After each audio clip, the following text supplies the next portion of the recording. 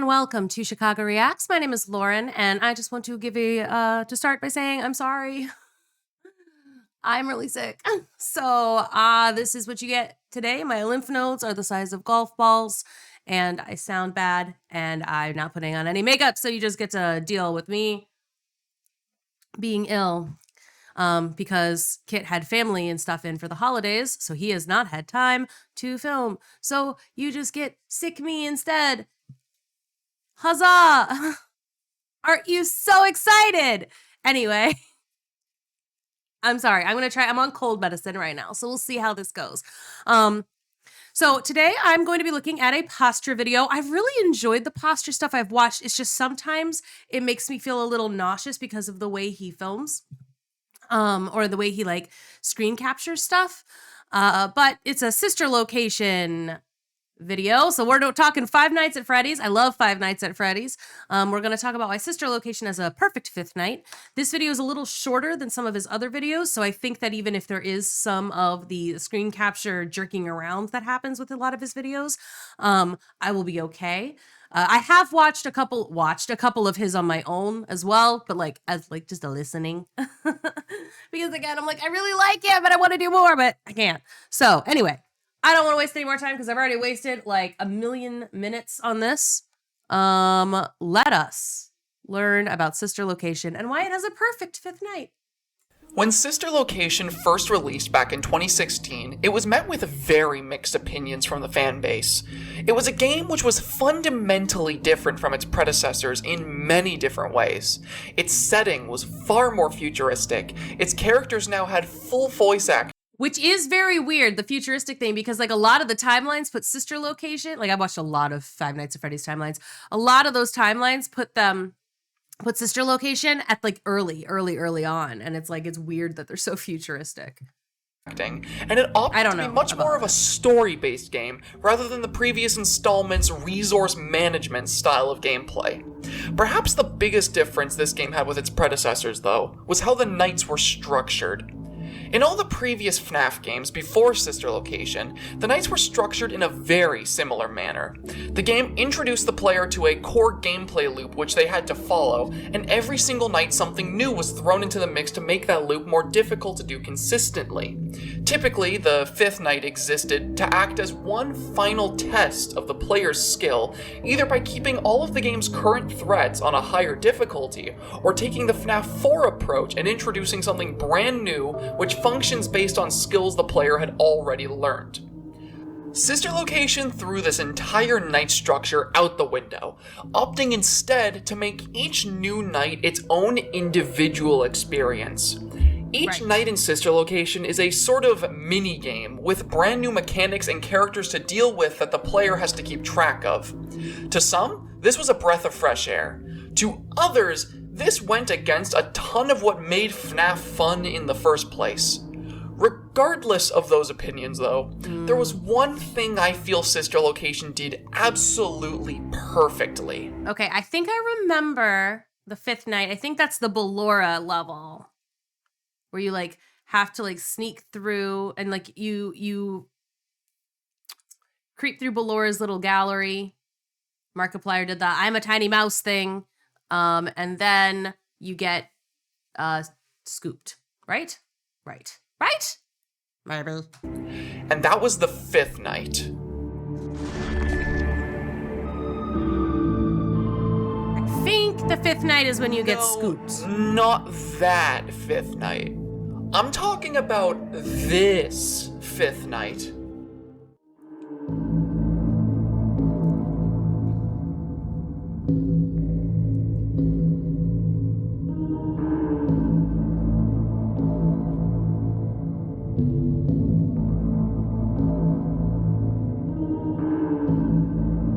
Music is good.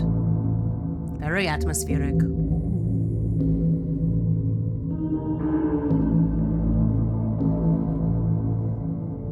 Little dance, little sick dance.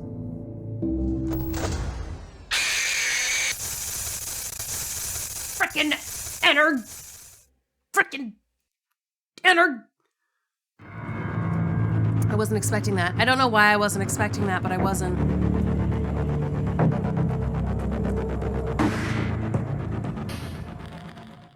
The secret Ennard fight at the end of Sister Location is, in my opinion, an absolute culmination of everything that has made me love the FNAF series in the first place. It has everything. It has fantastic lore, a tense gameplay loop which stresses me out every single time I play it, and it has, in my opinion, one of the best musical tracks to come out of the series. I feel like in discussions about the series, this particular night does not get nearly the amount of attention it deserves. All right, I'm hoping so to let's shed go, some light on Pastra. it today. Give it, Starting give it. with possibly the most important part of what makes a good night, the gameplay.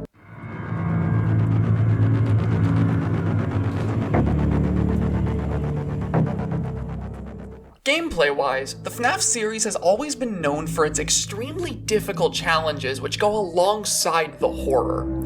Part of what made these games so appealing in the first place is the amount of tension the player feels during a really stressful night, trying to keep track of everything happening around them while managing their resources. I believe that the fifth night in Sister Location grasps this idea just as well, if not better, than many of the games that came before it. The Ennard boss fight at the end of the game is a very finely tuned experience, which borrows the best parts of previous installments to make the best challenge possible. It's also fun for, like, this is like a recap for me because it's been a long time since I've actually, like, watched a playthrough of this. I've been watching a lot of, like, I watch a lot of timelines and I watch a lot of, like, lore videos, and if you like FNAF stuff, like, I mean, if you haven't checked out like Rye Toast or John FNAF or like, I don't know, like, just go do that. I mean, I shouldn't have to tell you that. I feel like if you like FNAF videos, you already know about them. But like, I've been watching a lot of that kind of video. So like going back to like gameplay videos is, and as opposed to lore videos, this is fun. This is different. I like it.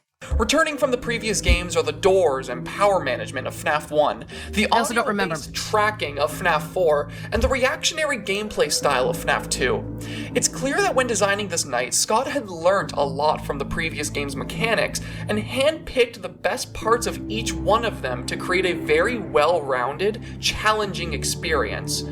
The returning power mechanic from FNAF 1 is far more fine-tuned in this game, draining at a rate which only allows the player to win with just barely enough power to win on a good attempt. This makes the night so stressful. Oh yeah, 12 a.m. and you're already at 87%? That sucks. It forces the player to constantly second-guess if checking a camera or closing a door will even be worth it without being absolutely sure of where Ennard is going to be. But how can you tell where Ennard is going to be without wasting power by looking for him on your cameras? Well, that's where the audio system returning from FNAF 4 comes into play. Like in FNAF 4, you can actually hear on your headphones which direction Ennard will be approaching from when trying to get in.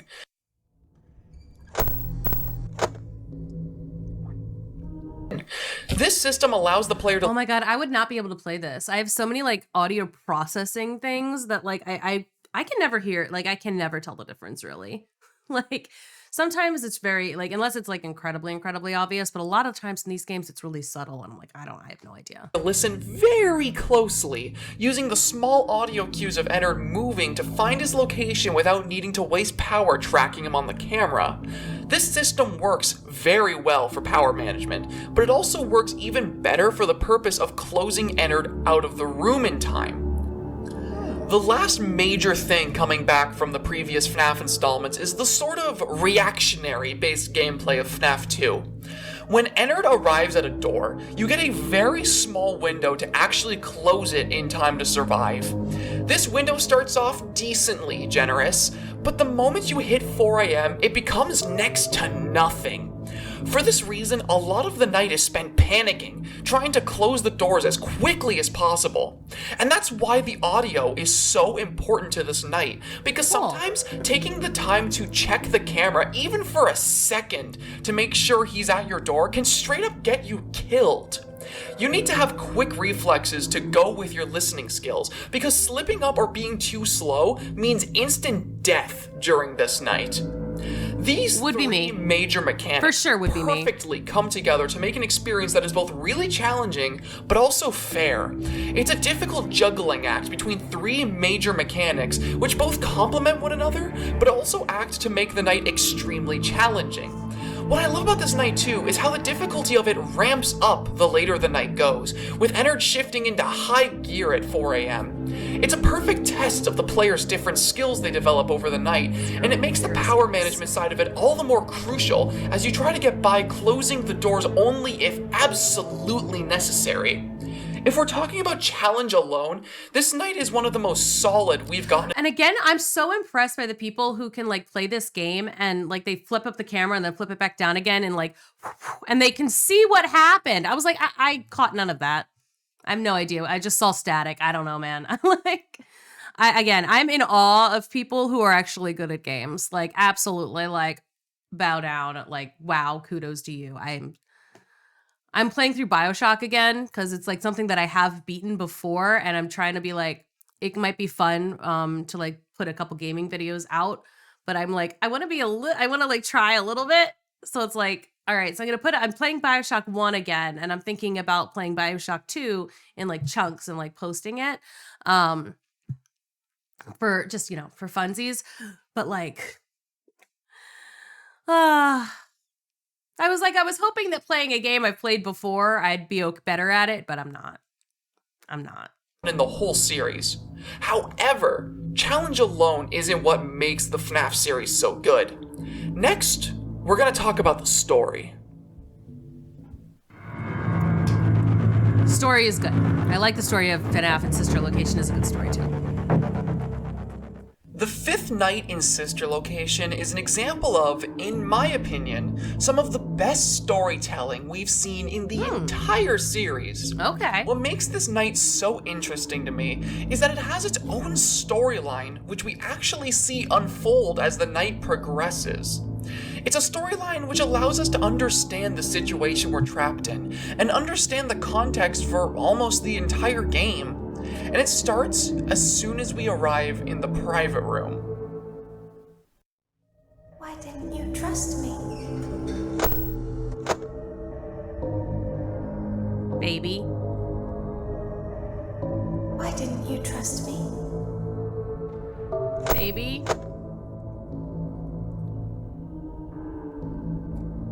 Why didn't you believe me?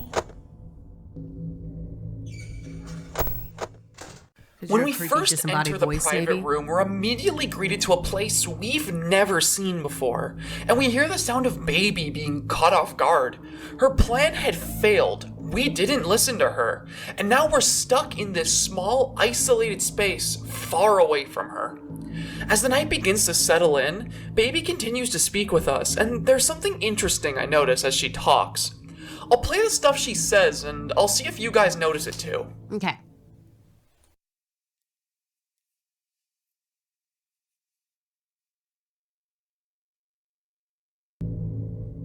Why didn't you trust me? Why didn't you believe me? I thought you liked me. The way that he keeps capitalizing me means that I feel like something's gonna shift. She's gonna start talking about us or something at the end, like in the later of the night. That is my theory. Playing. Oh, it's just slow. We need you so that we There's can the we. We need you so that we can hide.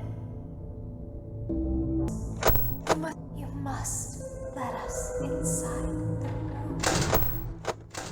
Did you notice it? Yeah, you also capitalized it, so I guessed. Can't blame you because it's extremely subtle. At the beginning of the night, Baby is caught off guard by the player's decision to not listen to her.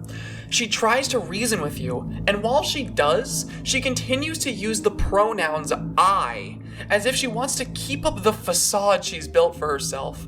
But as the night continues, she gives up on the lie she's built to deceive the player and begins using the we and us pronouns, revealing completely that she's been a part of Ennard all along. This dialogue is really interesting for more than just this subtle reveal, though. It also shows us Ennard's motives for trying to kill us. If they find us like this, we won't be able to try again. If they find us like this, we won't Who's be able they? to try again. Is that William? This Michael, line maybe? stands out to me so much because it tells us so much about Ennard's motives. In the previous games, we always vaguely understood why the animatronics wanted to kill us, but in this game, it's much more personal than it ever was. This plan that Ennard put together, their plan to scoop you and wear your body, it was all or nothing. Everything hinged on the plan working, because if they failed at any point, then they would never be free from the facility and would most likely be destroyed for what they turned themselves into for the plan to work. During this night, Ennard is desperate to leave, and that desperation shows in everything that happens. The voice lines become more desperate, with Baby explaining time and time again how much they need to leave and how the player won't die. This desperation comes from more than just the voice lines though, with the gameplay coming into effect as well. Someone playing the night who's unaware of the story unfolding would probably see Ennard's aggression at 4 a.m. just being a result of the game becoming more challenging, and they'd partially be right. But I feel like Ennard's aggression at this point gets a whole new meaning with context. The aggression Ennard shows at this point in the game is like one last desperate attempt to get into your office before they are never able to try again. And the aggression shown at this hour isn't the only telling sign of this. Oh, this is cool too, though. Like, honestly, it's like I said, it's been a long time since I've watched Fifth Night stuff, but I feel like usually the player gets scooped. I don't think I've seen too many of this secret Ennard battle. Like, I've seen more playthroughs, I think, where the player just gets scooped. And again, in the lore videos that I watch, they only ever talk about getting scooped. Like, the Ennard stuff is very rare that it comes up. Like, I kind of remember seeing something about this at one point, but it's less in my head. So it's like, it is really cool to have somebody talking about this and like the desperation of Ennard and like being like, we want to get out of here. We need to leave. We want to go. Something else very unexpected happens the moment the clock hits 4 a.m., which tells us all we need to know about Ennard and the player's situation. What? I don't remember. Balloon boy. Hi.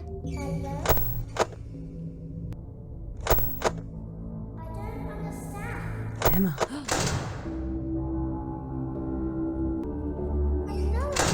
Elizabeth. Elizabeth, what? In one last desperate attempt to convince you to let them into the room, Ennard begins using the voice of Elizabeth Afton. This not only shows the sheer level of panic they're in to resort to this, but also reveals the reason the character we play as went into the sister location in the first place. He's here to be reunited with his sister. Yeah. His sister who was killed by Baby. His sister who is now leading the amalgamation, which wants nothing more than to get into the office and kill him. Right. It's a tragic I did know reveal, and it's one which makes the story of Sister Location make so much more sense than it did before we discovered this. All of this build-up, the desperation of Ennard, your desperation to get to the end, they all build up eventually until the night ends, and you're left with this last line as your send-off. I will find a way out. And with that, I should be done with this video. But I can't help myself but talk about some other little things I just adore about this night. Okay, let's go. So, with that said, I'd like to just bring up some little things that don't really have a place for them to go on their own. Miscellaneous. So this is... I wonder if that was like, if anyone's ever done that as a drag name. Miscellaneous. I don't know. It's bad. I'm sorry. This is the section I've decided to dedicate to just the little things that I couldn't really find a place for in the main video, but I've just decided to put here because I still really wanted to talk about them. Starting with the music. The musical track that plays during this night in particular is, in my opinion, one of, if not the best track we got from any FNAF game. Cool. Watch Your 6 is a song which just sounds incredibly sinister, with its slow tempo and its use of very mechanical sounding instruments. It makes the whole night have this dark vibe around it, like you really did stumble into a place you shouldn't have and have to deal with the consequences of that. It's no wonder that Leon Riskin came back to compose so much more music for the series, because this song really stood out above anything else used in Sister Location. And honestly, music is so, I have a very interesting relationship with music because I really like it, but it's also one of those things that if it's like in the car, unless I'm singing along with it, but it just sort of very easily fades into the background for me. And like some people will be like, watching a movie or whatever and be like, oh my God, that's X theme. Or it's like, that's this theme. It's this. I'm like, I did not hear it. I barely noticed the music was there. I really only notice it if the musical choice is really, really jarring, or if it doesn't fit right, or if it is at a weird juxtaposition, So I really only notice it if it's it's meant to be noticed, or if it's just bad. If it's good, I just the atmosphere just kind of, and I just get sucked into it that way. So it's it is funny though, because if we're listening to music in the car or something and people will be like, what do you want to listen to? I'm like, literally, if we're not going to be singing along and we're just going to be talking, you can put anything in. You can put anything on at all and I will be okay. I don't notice it. And I'm like, well, and which is, people always are weirded out by that because it's I like singing. I like music in general, but I'm just it filters out really, really fast for me. Unless I am trying to do something else. If I'm trying to read or something and my roommate is playing music, if there's words to it, because I filter out her piano all the time because she plays piano. But if she's listening to you know what? No, it's not music really. That's the problem. It's she's listening to a podcast or watching a movie or something and she's got her headphones in and I can kind of hear the words. That drives me nuts. That drives me absolutely crazy. Music it's just part of it. It's so much part of the atmosphere if it's done right. Every so often I might notice a really cool, especially if it's being highlighted, like it was at the beginning of this video. The music was really, really highlighted. Then I notice it. I don't know. Another small detail I love about this night is the FNAF 4 Easter egg hidden behind the wall code. Seeing the secret cameras over the FNAF 4 room, as well as the little Fredbear plush, allowed for some extremely interesting theories to be formed, and gave us some proper confirmation of events from previous games. And one final piece of miscellaneous material I love about this night is just Ennard. I know that he appears in more than just this night, but I just really love the way he looks. He's this massive amalgamation of animatronics trying to put together what vaguely looks like a human body, wearing the closest thing to a human face they could get before they got the real deal. I've always interpreted Ennard's design as being the animatronics within him trying to make themselves look as human as possible, even though it's such a difficult task for them to accomplish. I find this detail to be and that's interesting too, because in later games, you have the Mimic doing something very, very similar. Which I don't know if that is anything, or that's probably been discussed before, but I'm noticing it now because I'm watching this video now. I need to cut my bangs. Especially cool with the context of Pizzeria Sim, where Ennard no longer tries to keep up a humanoid form, seeing as they were ejected from Michael's body and their plan already succeeded. They got out. Either way, though, with all those out of the way, I suppose now it's time to properly close this off and give my final thoughts on this, since I feel like this video's dragging on quite a bit now.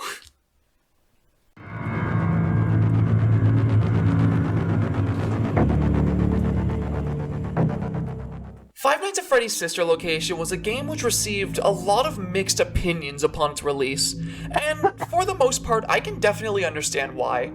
I really feel, however, that the fifth night of this game is one of the most painfully underrated aspects of any FNAF game we've had to date. It's an extremely challenging experience, which tells a tragic narrative that slowly unfolds before the player. I just super don't remember playthroughs of the fifth night. Like, all I remember about, like, Sister Location, I remember, like, Balora's Gallery. I remember hiding under the desk. Like, I remember giving them a controlled shock. And I remember getting scooped. Like, that's what I recall from this game. Letting them understand how dire both them and their threat's situation are before the end of the night. It's an experience I highly recommend to anyone who's a fan of the series who hasn't tried it yet, and I wish that more games in the series had nights like this one. Either way, though, I had a lot of fun writing and making this video, and I hope to hear what you guys think in the comments below about what the best nights in the series are. Until next time, I'll see you all later. Bye! Thank you, Pastra, for that. That was great. Hey, go back. Thank you. I liked that. I'm gonna give it a little likesy. Anyway, I always like to dive back into Five Nights at Freddy's every so often. And like I said, I watch a lot of I do watch a lot of the lore videos. But I feel like a lot of them at least the ones that I've seen, and I have not mentioned too much about that.